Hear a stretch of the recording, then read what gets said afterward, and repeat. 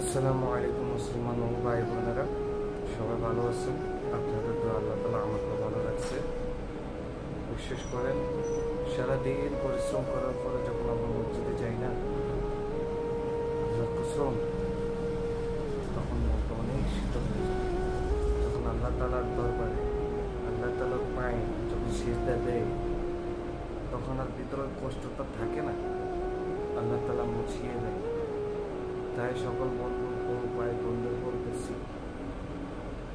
যারা মুসলিম আছেন, খুব সময় আছে ভাই, আমাদের অবহেলা করি না।